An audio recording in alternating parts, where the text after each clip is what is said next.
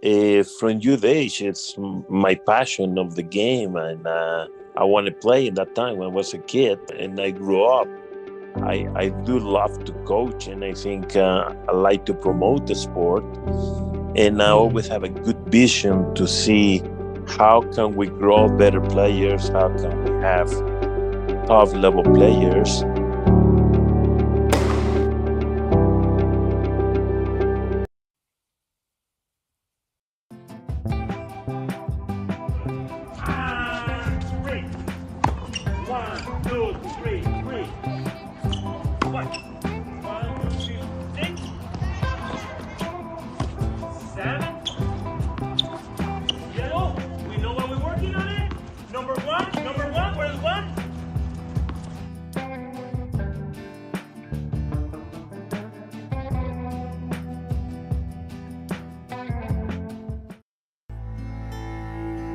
Do you dream of hitting aces and dominating the court? Silicon Valley Tennis Academy is your one-stop shop for becoming a tennis champion. We offer expert coaching, world-class facilities, and a supportive community to help you reach your full potential. Whether you're a beginner or a seasoned player, we have programs designed to fit your skill level and goals. Learn from experienced coaches who are passionate about the game and dedicated to your success. Join our growing team of talented players and see how Silicon Valley Tennis Academy can take your game to the next level. Visit our website at www.siliconvalleytennis.com to learn more and enroll today. Don't miss your chance to be a part of something special.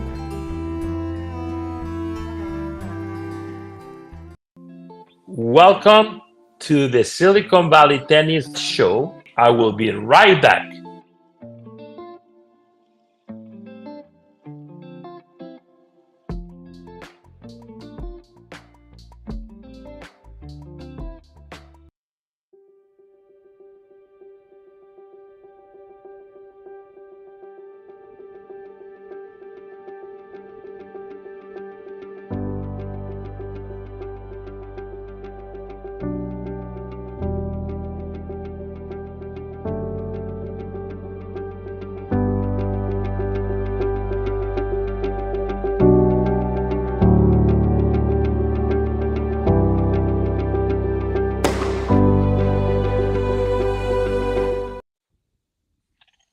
Hello and welcome to Silicon Valley Tennis Podcast. I am the host, Coach Francisco Ruiz, and today, welcome Coach Anthony Carpio to the show. Anthony has been a USPTA Certificate Pro for more than 22 years. His influence as director, coach, and instructor has a positive impact to the tennis community in California. We will discuss summer programs, camps in Silicon Valley, and I think the most important topic, high school tennis season. Welcome, Anthony, and we will be back in a few minutes. And let's go start with this wonderful show. Unleash your serve's power. Join our academy and dominate the court. Spots filling up fast. Enroll now.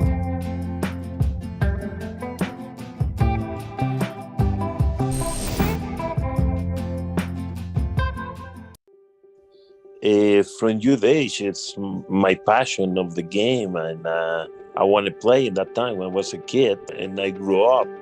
I do love to coach, and I think I like to promote the sport, and I always have a good vision to see how can we grow better players, how can we have top level players.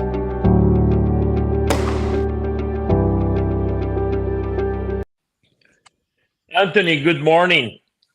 Good morning, Francisco. How's everything in your area? How you been? Doing great. Just trying to, keep tennis alive and just keep doing what I've been doing. And life is good. Man up above's always watching over us. So, and it's always good to chat with you. Thanks for having me on this podcast. Thanks for, giving me the time to do this. So always good to chat with you. I remember many years, and this is something I think I wanted people to know this. You have been a high school coach. You are a high school coach today. We used to have summer programs, and I heard many stories about today high school kids. They don't participate because they don't have a tough match, because the coach is not there. What's happening with this? High school used to be one of the greatest things when kids. I remember my times when I worked in high school. I used to tell the players, "You're gonna go serve and volley. It's a little lower level practice for the summer to become a better competitive player." And I remember I used to tell kids, "This is a great time to improve your game in the high school season." Can you help me? What is going on in high schools? Well, no, I agree. I think back then it was so nice to play in high school matches. You learn a lot. You learn how to work with a team, learn to be in a team, the camaraderie of being in a team, and and just being there with your buddies or having teammates. And sometimes kids, they don't know how to be in a team, or how to deal with players, or learn how to be a good teammate. I think I got into coaching because when I was in high school or even middle school, I would help my teammates out. Hey, go, hey, try this out. Hey, try this. This works for my game. I mean, hopefully they had a little more common sense to listen to me because I was a better player. But I would say it in a way where they could kind of, hey, try this out. I wouldn't say it in a way where I was always sounding better than them. So I was always a team, team person, team leader. I always motivate everybody. That's how I got into teaching. And I think these kids these days need to learn how to be in a team. I think they don't have an experience of doing that. Good. Um, you know, But you were and you still are in a coach and a team. Number one. Number two, I remember the summer leagues, high school teams. Where are you working now? In which high school? I'm coaching now for De La Salle High School in Concord, close to Walnut Creek, and I'm The, also I, teaching at Carondelet. Very good football team, De La Salle. My Yeah, God, imagine the quarterback say, "Oh, sorry, I am the quarterback. I'm not going to show up today to practice." I let the whole entire team let go. I like to know how the coach will feel like it. no, I was they gotta be there, and they gotta be on top of things, always training, always working out, and you gotta put the extra work out. You know, when you're not on the field or on the tennis court, you got to lift weights, you got to work out and prevent injuries. And I think that's what a lot of kids these days aren't doing anymore. They're too I, much on their phones and too much social media. It's correct with you. It's correct. I was just talking to a coach, and that was the reason I wanted to do a high school season, and then we will go into the summer programs. Uh, I was talking to a coach over the week, and they said, "Yeah, the players didn't play for 3 matches, and then they show up." I don't know who changed that rule. I remember it used to be some rule for high school that you have to participate every day, at least 1 hour, hour and a half, and something happened. Uh, you were here before in Los Gatos, you were in Saratoga. I remember this kid that used to trying to win CCS, Northern California, and the coaches, they were amazing coaches. It could be the math teacher, or it was the English teacher, or doing activities different. What's happening today? Tell me, what is so difficult to put all these wonderful players into the new high schools and play and participate? What do you think we need to do? Well, I think things change these days. You know, things change, and like anything else, like technology, right? So, I think these kids are too overwhelmed with things. You know, they got too many things on their schedule. They don't know how to handle their schedule. They don't know how to manage their calendar, when they're going to train, how much time they're going to put on their homework, and they're constantly, oh, I have this stuff going on. Oh, I have this stuff. You know, I mean, parents are putting a lot of pressure on these kids and putting too much on their schedule, and they're burned out. You know, it's I think mixing up, you know, different activities with different sports, and so you don't get burned out either with tennis. You know, I think it's good. Like even Roger Federer said that you got to mix it up sometimes so you get burnt. Otherwise, you get burned out. Correct, correct. Yes, I think kids get it many different activities, but I think the top players they practice most likely every day, two, three Oh yeah, hours, I agree. two, I three mean, hours. I'm Yeah. I'm playing a lot more now than I used to. If I'm not teaching, I'm playing 5 hours. I'm on the court, you know, and then even come back later on for another 2 hours. So if I'm not on the court teaching, I'm working on things. I've been playing a lot more matches. You know, before I would teach, and I wasn't being a good match player, especially when you and I played. You, I I remember these don't want to times. bring that up, but it was doing that in the evening, and and you couldn't even see, and then we were both rusty because we were teaching on the courts too much. That was, Oh, I'll always remember that. So that was good. oh my God, that was I remember that match that we played was crazy. I couldn't even see the ball. The lines that were so bad. You couldn't. I don't know that volley. Don't let's go start there. You know. But I think the players need to be a little bit more committed, and the coaches they need to have a little more engagement with the players in the high schools. I remember the times I coached high school. No couple, many of these players play Division One college. The number two, three, one CCS play number 3, 4 for UC Berkeley. My number four player finished playing number one in UC Berkeley. My number one player went to the Pro Tour. Eh, and I remember these beautiful times when the high schools they are amazing matches. And I think today's day for the high school coaches, many of them they need to have a little bit more planning with their players, what to do, how to do it, and make sure the player engage in the training of the high school. Be a part of the high school, I think is important. Be part of the teammate and socialize, like you say, because many of these players prepare to play college tennis I and agree. and I'm sorry, in college, they're not gonna tell you, I'm sorry, you don't show up today to practice. My two younger children, my two younger boys, they play for college, and they have to be training all the time, and there's no excuses. So I don't know why people making an excuse to go train with a high school and be part of a wonderful high school. This is one Well, of the yeah, I agree. memories, the No, I memories mean, they I will never agree. I mean, forget.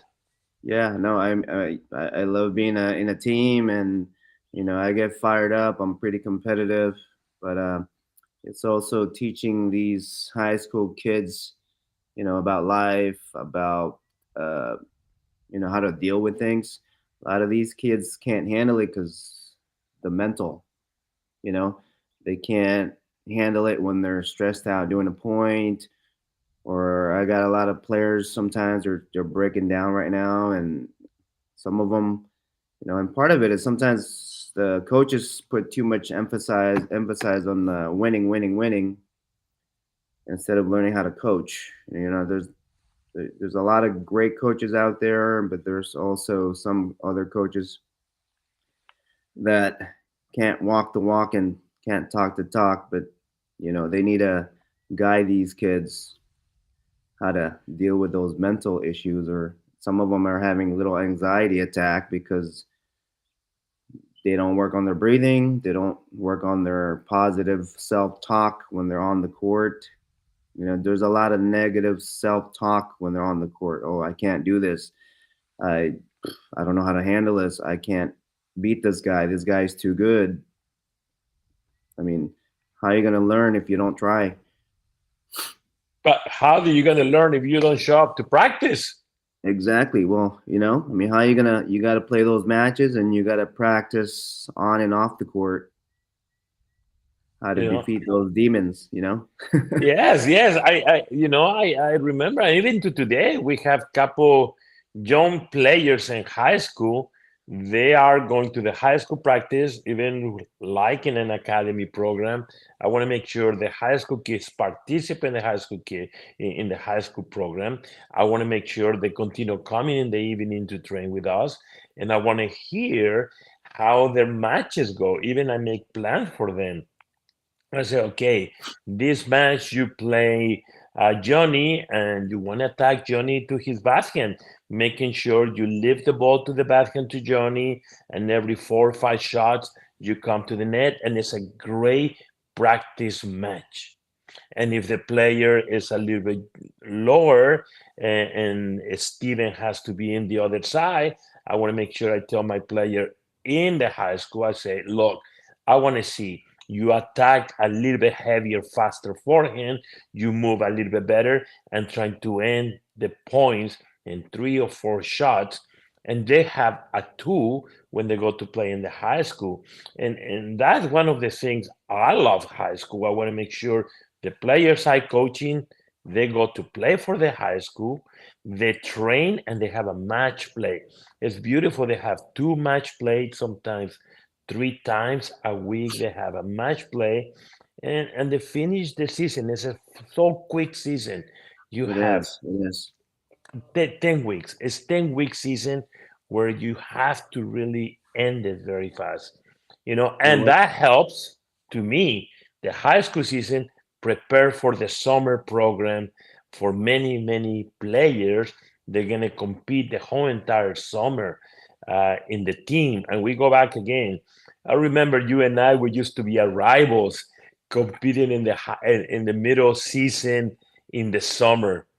yes. No, Uh, I remember. Yeah. And that's the only time I could see you. It was great to see you. So, and we would go against each other, but it was always a good battle, and we always respected each other. That's why I think you and I have been always kept being friends for so many years, and you know, and that's why you and I also been teaching forever and working together. We respect each oh, other so much, and you know, you don't have to babysit me. I know how to deal with things, and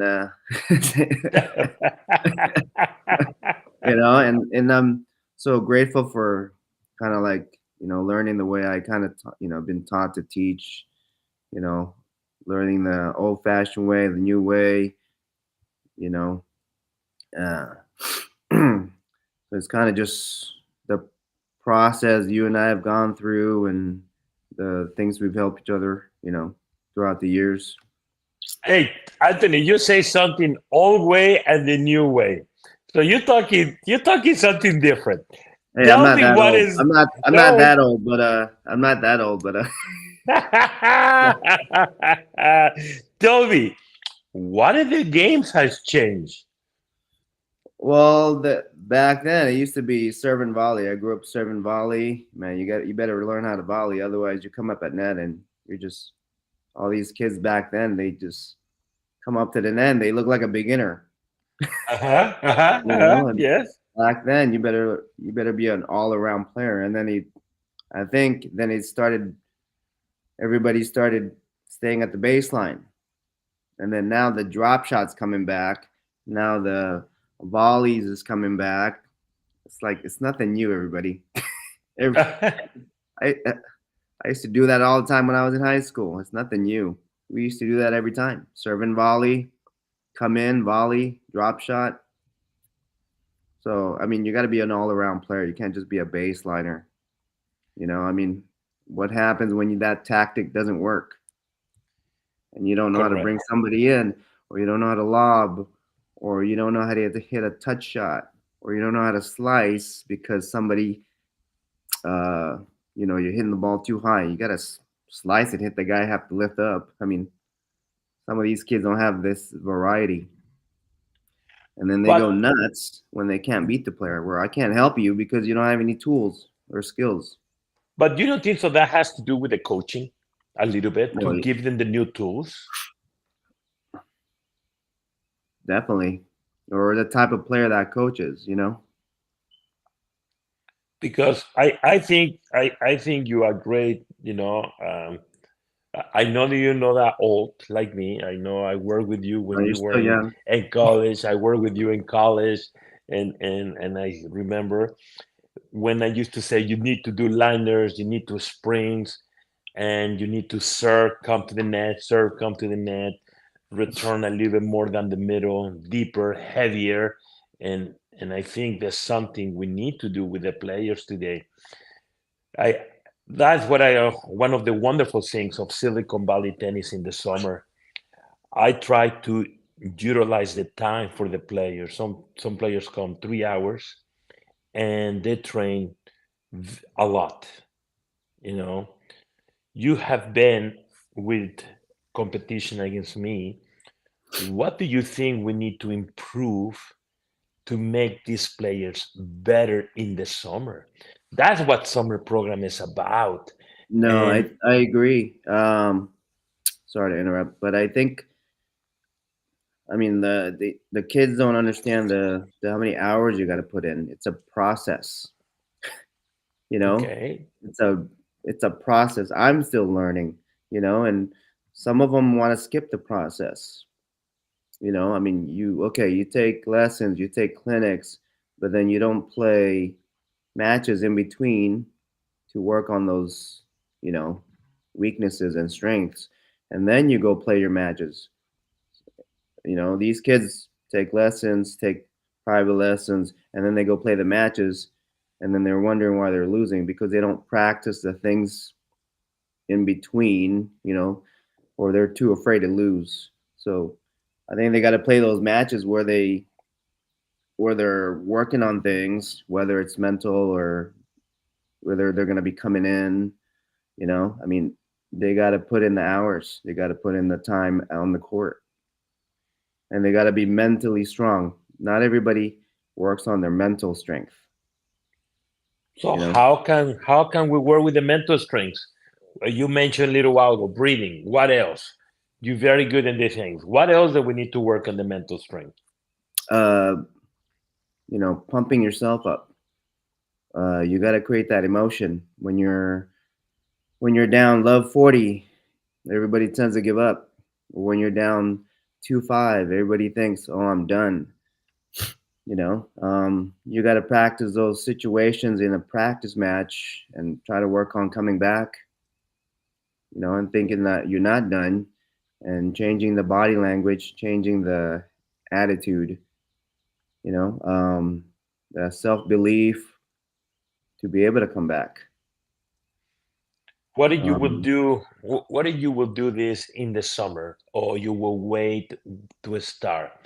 How do you will utilize this kind of training that you say to the players?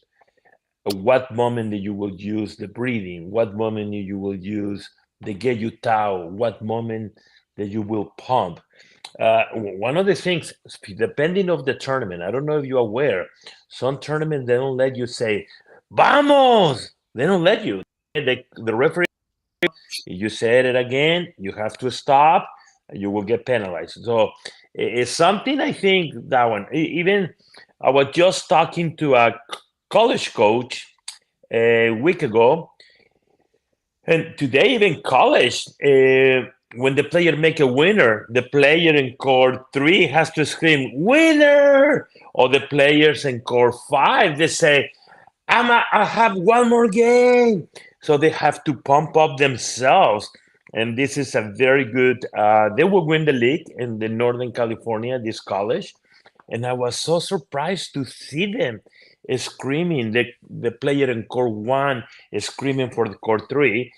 you used to have your teams. I will never forget when courtside used to be a leader in many summer programs. You guys used to scream to each other very nice, like, come on, courtside. I love this time. I do miss it this time. Let me tell you No, that. I mean, I get pretty fired up, and there's times where I'm almost gonna lose my voice, you know. So, you know where that comes from? It's from me playing in high school. You know, Great. that's me from playing from middle school and high school and being a teammate and pumping myself up, pumping my teammates up. You know, um, after I win my match, I'm behind the fence rooting my teammates on. Right? I I mean, I remember. if you don't experience that from high school or middle school, I mean, most of these kids are playing matches and they go right back to their phones. Wow. And you should be on the fence, cheering your teammate on, getting fired up, right? And some of these kids Uh, just like, oh, there's a big old group of kids yelling behind me. I'm like, well, that's tennis, man. That's competition. There's they're they're rooting against me. I'm like, well, that's competition. yes, yes. What are you gonna do? Cry about it? It's like that's that's tennis. That's competition right there. You know? That's how you play Davis Cup. That's how you play Davis Cup. This is how you play at the professional level. And correct me if I'm wrong. You won middle school team champion league, correct? Yes, we're like 50%, 60% of the league. Uh huh. You know, How and many years? we I was there for like 10 years. Wow. And you won it 8 times. Middle school. You had an amazing record of middle school team. I had And a then you great, tell me. yeah, a bunch of great kids that played. Imagine this is middle school, Uh huh. right? And some of the high school kids are like, wow. I'm like, well, I've seen that in the South Bay for so much. I mean, these are middle school kids playing high ranked. You know, that's what back then. That's what I started this middle school, and I was coaching at Lawson, middle school in Cupertino, and it was like a bunch of great kids, and I love being there, and they taught me a lot and kind of just mentor them. But it was like these kids were playing every day, practicing. I mean, they had to be there, like you said, they had to show up to practice. I don't care how good you are, you know, you're gonna be there for me. That's my philosophy. So, That was good. just as long as they practice, hey, I see you practice. You still got stuff to work on. You Yes. know, if you can't beat me, then you're gonna be on the court still. Hey, wait. So, how many kids you used to have in the middle school team? Oh my God, we would have 120, 90, 110 kids tryouts. And So how many did you cap on the high school team, in the middle school team? um, I would keep about 30 or 40. Try to have an A team and a B team. You know, Okay. and the worst thing that I ever felt in my life was cutting kids. I hated it. Uh-huh. Now, Yeah, worst feeling. many times people ask me, how can you handle 30 kids? You are an example. I knew you used to handle 30 kids on the court, and you had a what? 4 courts only? 5. 5 courts. What did you was you training in that time? Splitting up the courts. You know, first got to get their attention. Get their attention, because otherwise, you got a bunch of kids yapping away, and they got to know who's the boss. But I always tell these kids, hey, I'm not just because I'm the coach doesn't mean you can't come to me and talk to me. These kids need someone to talk to mentor them. When they're having trouble, they got to feel like they can go to the coach and communicate with them and help them with life skills. So that's very important. Good. Main thing was always having structure, a lesson plan. I mean, if I don't have that, these kids are gonna go crazy. They don't have the proper drills to practice. So if you give them if you give them something to do, okay, court one, you're doing this. Court two, you're doing this. Court three, four, five, and then probably, rotate them in 20 minutes. And then you Uh-huh. guys are doing. So court one's doing a specific thing. Court two is doing a specific thing. Three, four, five, and then everybody's, has goals or things to work on. Otherwise, a Correct. lot of kids, they don't know how to warm up. They don't know how to practice, and they're just going to be working on the wrong thing or wrong techniques. So I Right think, now, and you. that's the thing when I started working with you too, just working with 20, 30 kids when we were doing that, right? I mean, Yes, just you remember that times. Let me. You right now. You mentioned warm up. Uh, how important is a warm up? oh my god, it's so important. If I don't get a good warm up myself, um, my playing is, either I'm being lethargic or I'm not fired up. Maybe I'm not stepping into the ball early. A lot of kids warm up and they're chatting and they're wondering why they're not winning the match because they're not properly warmed up, hitting their weapons, warming up their skills. Especially, I like to warm up with volleys first because then it kind of wakes up your hands and your feet. Normally, everybody's just chatting or waiting for the ball when they warm up short court. Uh-huh. I like to warm up stepping in, right? Okay. Because that's Good. what you're going to be Good. doing in the match. You're not going to be waiting to just be a defensive player. That's one of my philosophies. Like warm up, step in, warm up, right? You Yes. see, Yes. you see, you see Yannick Sinner now stepping into everything, Wow. right? You I know what I think he's mean? playing unbelievable. I think he's playing unbelievable. So, In the warm up, before we go to Sinner, um, you have been with us. You have been in the academy working. And tell me, what do you think about when we make the kids run, do footwork, cone, jumping? Um, this is my summer for me, where I feel players need to create a lot of footwork exercise, and not just in the summer. I think it's the whole year round. And you mentioned it something very clear. I always start 30 minutes, 20 minutes with just conditioning footwork. More today's day, the players really have to be running. They have to be moving. I went to a tournament over the weekend to watch a couple players, and I think some players they are not warming up good enough. hmm Warm up. yep. Eh, eh, Besides stepping to the volleys, besides stepping in to hit the forehand, what is a warm up in your point of view? How do you Just warm up? getting the heart rate up, you know, Uh-huh. loosen up. Maybe if you have bands, the light bands, get your muscles warmed up, you know, do your dynamic warm ups. I mean, you don't want to feel stiff out there. Um, you see Alcaraz, Nadal always sprinting and jumping up. I mean, this is why players don't get to do what they want to do on the courts. The warm up is bad. Their heart rate's it's not up. Their muscles aren't loose, Hmm. and part of it is your mental. I mean, same thing again. I talk about mental. It's like when you get on a court, is your attitude on? Are you ready to compete, or are you spaced out? Are you? I call it social tennis. you know, Okay. you're not there to Yes. socialize. You're not there to. You're there to fight and compete. So if your attitude's not on, I mean, you're gonna be playing.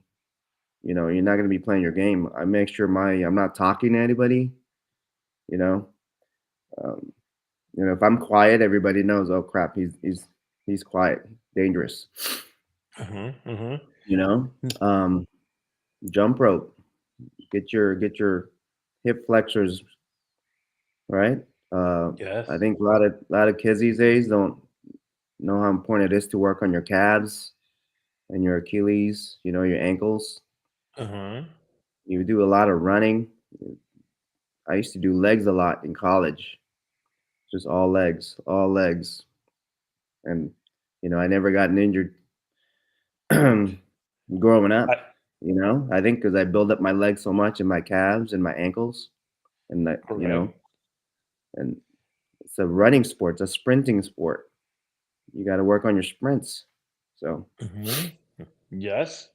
Yeah, I think all these things that you said, they're important for the audience to know how important it is to be able to have a very good warm up in the beginning.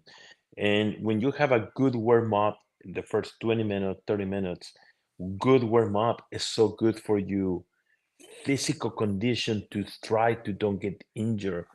I find out one of younger players, his wrist just got hurt, um, changing the grand stroke, new technique versus older technique. You are in the middle. I'm a little older than you. You are a little younger than me. What is the difference about the new techniques versus the old techniques? What do you think the audience should learn about this? What is a new technique? well, you still got to be using your legs and your rotation. I mean, back then I remember kids. Hey, the pros are they're pros for a reason, but some players they don't know what they're watching, right? They're a lot of players that look like they're using their arms a lot, and the kids are getting injured, right? They're not building up their legs enough or their hips, right? And I've had some kids injure their wrists because they're using their wrist the wrong way, right? They're slapping the ball, but they're not building up their little muscles, right? Correct. Um, or if they're serving, some of the kids are too much shoulder, not enough, again, wrist, Uh-huh. right? You got to build up your wrist. And coach is not mentioning how important it is to hit early. Back then it was always if you hit late, you're gonna feel it on your arm, right? And that'll result into injuries for playing like that for a long time. Yes, yes. All these things, they are important for the players today's day to making sure they're moving a little bit better, they're reacting a little bit better, they have more feeling of the ball. Yeah, Um, more i- shape, i- more shape. more shape on the ball, more arc. Um, Hmm. some kids interpret that as a slap. I got one kid right now, he's slapping the ball, and I'm like, that technique might not always work for everybody. You know, I mean, like Correct. a Teafo forehand. I mean, if you don't understand what's going on, if you Uh-huh. don't understand what's going on, you're gonna hurt your top of your hand because you just don't know the mechanics of that. You know, players are Yes. not players are not learning how to roll the ball, or and or oh, when do I got to lift it up, or when do I got to hit the top of the ball? You You know, know, but some coaches teach one dimensional, one dimensional. That's it. It's one way, and I'm sorry, it's different shapes of the body of the player. Uh, in our case, we have right now a younger girl, tall girl. She's going to be able to drive the ball very well. Um, this girl is only 11 years old. She's one of the top players in Northern California, play on the 14s, and she hit the ball so heavy. I'm working in something very basic, unloading, making sure she's get to the ball in better position, and I'm trying to make sure her arm is 10 from short swing, not for long swing. When the players start making the long swing, today's day with the ball with so much spin, you will be hitting late, so late. And Yeah. sometimes, I don't understand some parents, I have to say. I know they are not tennis coaches, and I know they are not observers of the game.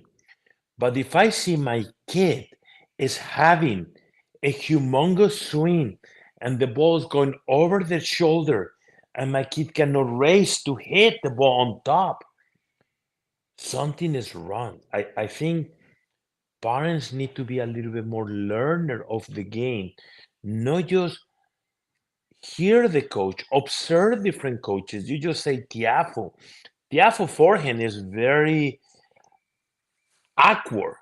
But Tiafoe was 6'3", 6'2", big guy, his Yep. shoulders wide. He can hit a forehand the way he's gonna hit it. A young kid of 9 years old, 10 years old that doesn't have the same body build is going to be very hard. I think this is one of the great things of the USPTA, USTA, ITF. They have courses for coaches so we can learn how to develop a player, you know? And I mean, and, and you can't just coach one dimensional. I mean, you got to figure out all these other words that might click for a player.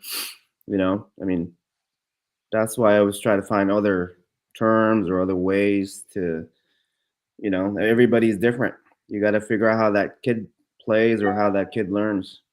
Like, and go through your list of vocabulary.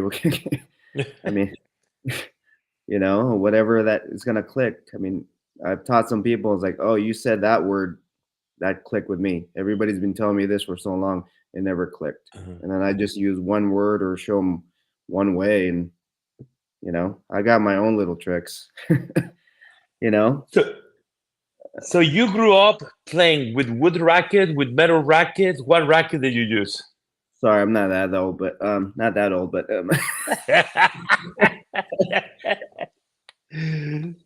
Tell me, I tell knew me. I knew about those rackets, but no, I mean, but I could still play with those. It's all about this. It's all about the person who holds the racket, not about the racket. Um, I started with a graphite. My brother-in-law, gave me I think it was 65 square inch racket, but it was still graphite. And then Uh-huh. I started with a Wilson Pro staff, the originals. So that's why I'm a Wilson advisor, and I'm never going to change rackets. it's, Good, good, it's good. been in, it's been in my blood since I was growing up in middle school. I was using the Pro Staff original that Sampras uses, the Uh-huh. 12 ounces. So you can't get me to use any other brand. So Are you sure you don't want to change to different brands? no, I'm okay. It's in my blood. All right. No, but I What would mean, just learning how to use Continental back then and all kinds of grips. I think if you don't know how to use all these other grips, it's like, come on, okay, you got to put in the work. I mean, you got to be able to teach someone who can't use Continental. Some of these kids can't even use Continental these days, correct? or Correct. can't even half volley using a Continental because they don't have the wrist strength Yes. to use a Continental, you know, or I used to play around with using semi-Western or Western. I got to be able to know how to use all those grips Hmm. when I'm coaching, because you're gonna get a random kid who's using some crazy grip, and it's like, oh, this guy showed me this. Well, there goes your wrist, or you don't know how the racket works. So Today's day, do you think using Eastern grip is the right thing to teach a kid that's 8 years old? Eastern. What do I you would, think? yeah, because my thing is my philosophy. Wherever that palm goes, Hmm. when you bend that wrist back, when you cock it back. Uh-huh. Uh, my thing is always, hey, where's your where you're pushing your palm. That's, you got to bend the wrist back, push your palm. Wherever that palm goes, that's where the ball is going to go. Correct. And this is so important. People need to understand the position of the wrist, moving the hand back to be able to get through the ball. This is very, very important today's day. Anthony, Summer, tell me about in the times that you work at Silicon Valley Tennis, what do you think about the summer program? It was brutal. It was good. It was brutal. It was, I mean, if you're not ready to train and get your sweat on, it's like you need to wake up. Wake up, bring a lot of water. You good? There was a few kids that didn't know what was going on, and they had to pull over to the side, and but but it was always high quality training. We're always getting kids to move, no matter what. There's no standing around. You're not waiting for your order at Starbucks. Get moving. I love it. I love it. Get moving. If you're not doing something, we're gonna put you doing something in the corner or whatever. I mean, we're always on top of kids. SVT was good about that. Always trying to figure out something, whether it's always doing leg work, agility drills, cone drills, or if you needed to put some muscle in you. I remember making those kids run up the stairs, up and down. Yes. How many laps you used to make them do? These kids in the stairs go around to work in the short little steps. I don't know. I get pretty mean. So in the summer, about 20, maybe 20 or more. Wow. And they look at me like, I don't know, like I'm crazy, but hey, you want to get better? But that was a good warm-up too. That was a very good warm-up.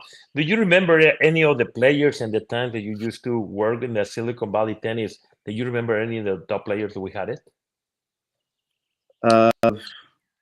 Yeah, you had Eugene, you had the Tomages, you had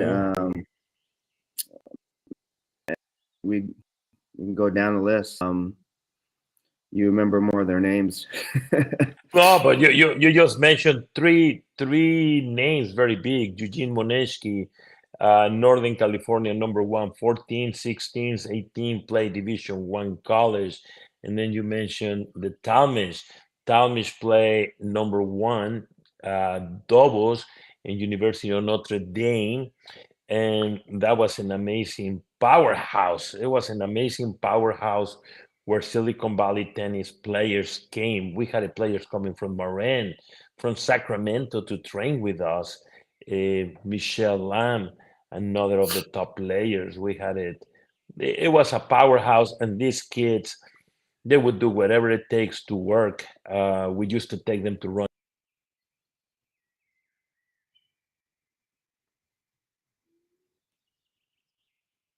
I guess we lost Francisco there for a bit.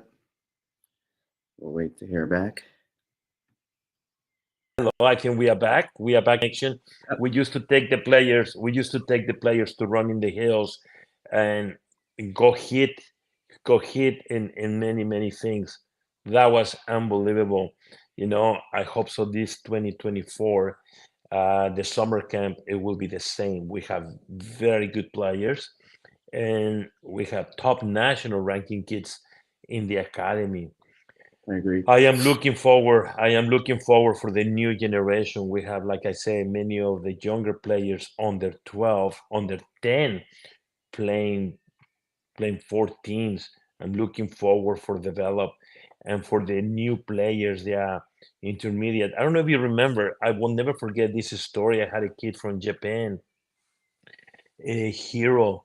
Hero used to sit down in the corner, ready to train, and his English wasn't that great, but he was one of our top players. He played college in Japan, and he started playing tennis very late, in the age of 14. He didn't start in the age of 10, 14 for 4 years, played very, very good game, you know. Uh, any tournaments? How many tournaments you think the players should play in the summertime? My opinion is play every single tournament on the weekends.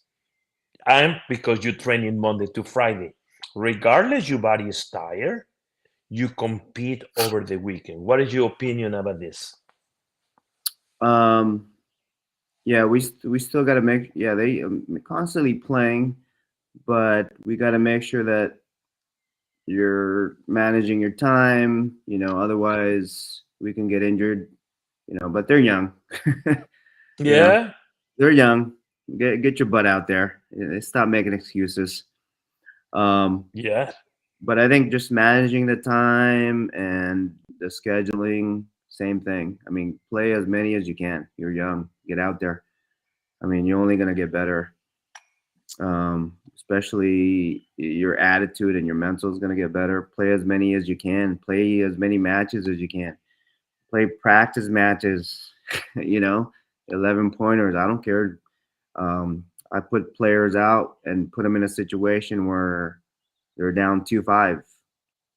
Try to come back, or you're down low 40. Try to come back in that situation. So you're mentally stronger when you're down, you know. I play a match, I'm love 40 down, and I'll just hit a few big serves and play out the point, and then next thing you know, I'm winning that game. That's from my mental. I've played tiebreakers. I was down 2-8. I didn't know I won till I was driving home. I won 10-8. Wow. And I'm like, oh crap, I just won. I was so into the moment of 1 point at a time. Right. And then Yes. I screamed in the car. I'm going, oh crap, I won. That's just being in the moment. So I totally agree. Kids playing a lot of tournaments, a lot of match play, get that experience. What do you think about these parents? And I know you've been around in the South Bay a lot, about the one the kid be the number one all the time. What is your opinion with that one? Uh, it's not easy. You're putting enough. You're already putting enough pressure on your kid, um, to do their best, right? And don't forget, Uh, we got to parent also. I mean, put yourself in your player's shoes, right? It's not easy to compete on the court. I mean, I always say, here, I'll put a racket in your hand. Here, let your kid be the coach for a day. Let's see how you feel, wow, right? it is, Yeah, you yes. cannot. It's not easy being on the court, competing, going through those mental states. Uh, just and then try not to show any negative feedbacks when they make a mistake. Also wait for the right time to talk to them. I mean, don't talk to me when I just finished a match and I just lost, right? Give them Yes, 5 minutes. Give yes. them a few minutes. Let them cool down. I mean, let them cool down. Don't go right at them. Here, you did this. You did that. Up on this. You're not gonna like what they're gonna say or how they're gonna act. Give them a few minutes. Let them relax, right? Then we can go with analyzing the match or give them some positive feedback. Yeah, more today's day, you have so many different tools. I really wish so bad that I could have these tools that we have today 30 years ago, 35 years ago when I used to play, or when I worked with the college team. I wish to have all these tools. Today's tools, they are amazing. You know how many points you kid hit deep, how many points you hit across, how many balls into the net, how fast the ball was flying. It's so many great tools that you can get today's day, even for coaching. Oh, it's unbelievable. I love it. I love it. I think No, I agree. if I, Yeah, no. I remember, no, how long ago you say, get this app. I get that app and still using it once in a while about Yeah. the biomechanics movement of the player, how the player move, and I analyze them. Sometimes I come when I go back to my house, I just look at it and I say, "Wow, how can I make it this improvement of the player?" And this is part of my summer, trying to create new things for the players and giving a tool. Give them a tool, making sure they get better. The girls in the summer, to me, they're important. The season is very close. Getting the Yeah. first 10 weeks in the summer, they jump into the girls season, ready to play. I Yeah. remember when I have Mountain View never won, and many of these girls from Mountain View came to my program. They went back to Mountain View High School, and I think it was the first time Mountain View win the league. And the girls, they were so excited about this, saying, "We won!" And that was to me. This is what my job is. It making sure players feel good and improve. We have two girls playing college Division 3, which is very good, and they start kind of late, and I will go back again, 13, 14, to be able to do more. Anthony, it's almost over this wonderful chat with you. Eh, what do you think we should tell parents? What do Um, we need to do in a few minutes? What do you recommendation? I think schedule their time, practice a little more, open up your schedule. Don't give them, let them focus on what they want to do and what they love to do, which is being out there to play tennis. Let them be a kid too. Yeah. Let them be a kid and let them be a kid and enjoy the game. And we're putting too much pressure. I think this is why I still play tennis. I love the competition, and I'm beating players, kicking butt still. I just love dominating and let them be a kid. Let them enjoy. Get out there. I love being in the outdoors. If Yeah. I'm on the tennis court, I'm in heaven. I mean, I could spend hours on the tennis court and chatting with my buddies, hanging out, seeing Francisco, you know. We don't see each other And anymore. You far away. You far away. I mean, every time I get to chat with you, hear your voice, man, you make me crack up. So it's good.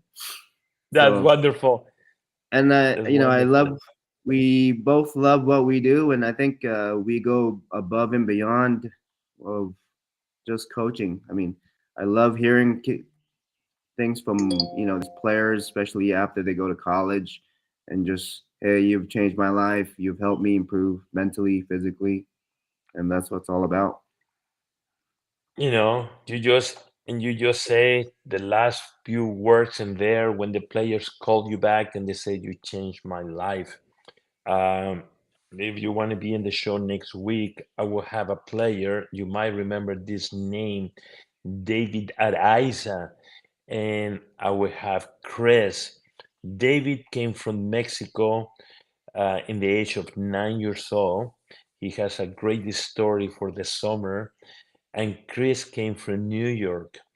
Two different age, number one, two different human beings, and both of them say what you just say. I changed their lives, and they have nice stories to say when they came to Silicon Valley in the summer.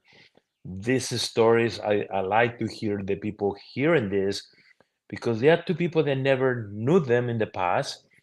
And David has a very good stories to say when I got him from the airport and his parents didn't know me, nothing.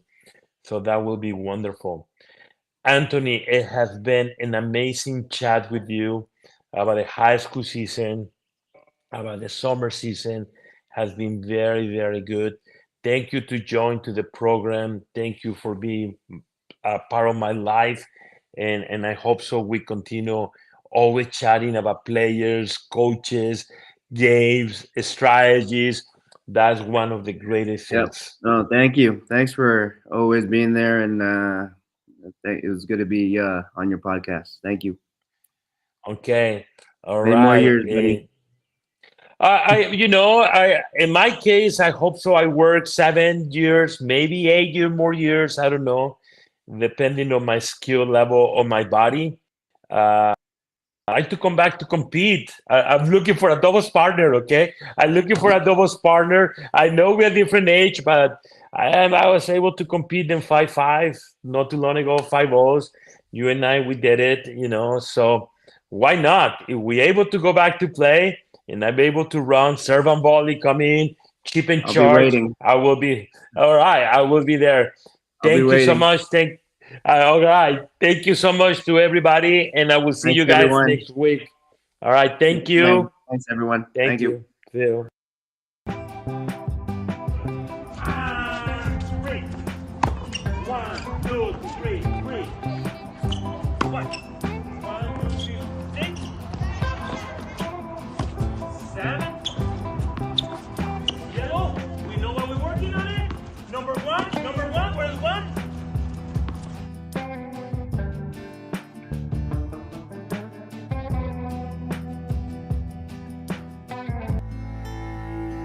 Do you dream of hitting aces and dominating the court? Silicon Valley Tennis Academy is your one-stop shop for becoming a tennis champion. We offer expert coaching, world-class facilities, and a supportive community to help you reach your full potential. Whether you're a beginner or a seasoned player, we have programs designed to fit your skill level and goals. Learn from experienced coaches who are passionate about the game and dedicated to your success. Join our growing team of talented players and see how Silicon Valley Tennis Academy can take your game to the next level.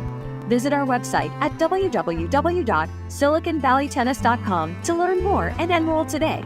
Don't miss your chance to be a part of something special.